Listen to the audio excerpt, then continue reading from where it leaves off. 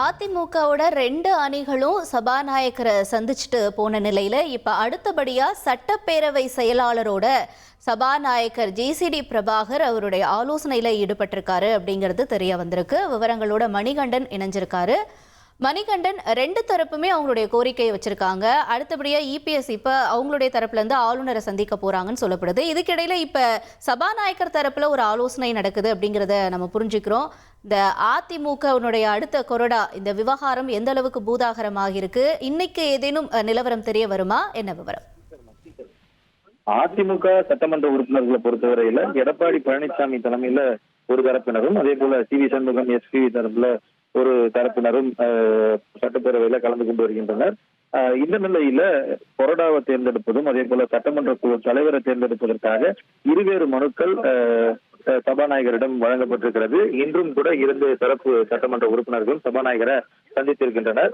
சந்திப்புக்கு பிறகாக சி.வி. சண்முகம் தரப்பு எம்எல்ஏக்கள் சட்டப்பேரவைக்குள் பெரும்பான்மை ஆதரவு யாருக்கு உள்ளதோ அவர்களின் முடிவுகள் தான் பேரவைக்குள் ஏற்றுக்கொள்ளப்பட வேண்டும் என்றும், சட்டப்பேரவைக்கு வெளியில் தான் கட்சியின் நிலைப்பாடு என்றும் பெரும்பான்மை எம்எல்ஏக்கள் எஸ்.பி. வேலுமணி அவர்களுக்கு ஆதரவு கொடுக்கின்றனர்.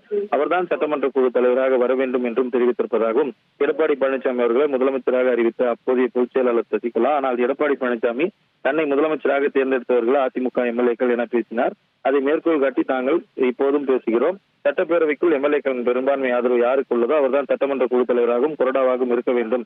தற்போது சி.வி. சண்முகம் தரப்பில் இருக்கும் 25 எம்எல்ஏக்களின் எண்ணிக்கை அதிகாரப்பூர்வமாக அதிகரிக்கும். திமுக தயவில் ஆட்சி அமைக்க முயற்சி செய்யவில்லை என இபிஎஸ் தெரிவிக்கின்றார் என பல்வேறு கருத்துக்களை தெரிவித்திருக்கின்றனர்.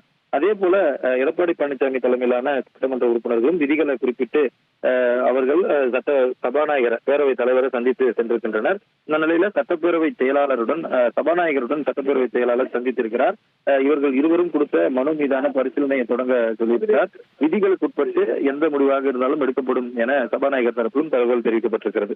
1,28,00,000 மனங்களை வென்ற தந்தி டிவி யூடியூப் சேனல். தவிர்க்க முடியாத தம்ப்நெயில், கலக்கலான கான்டென்ட்ஸ். நீங்களும் இந்த குடும்பத்தில் இணைய இப்பவே சப்ஸ்கிரைப் பண்ணுங்க. அசுரபலம் கொண்ட எங்கள் டிஜிட்டல் கரங்களில் உங்கள் விளம்பரங்களை சேர்க்க வாட்ஸ்அப் பண்ணுங்க. 8939888838. Email advtthanditv@dttv.in.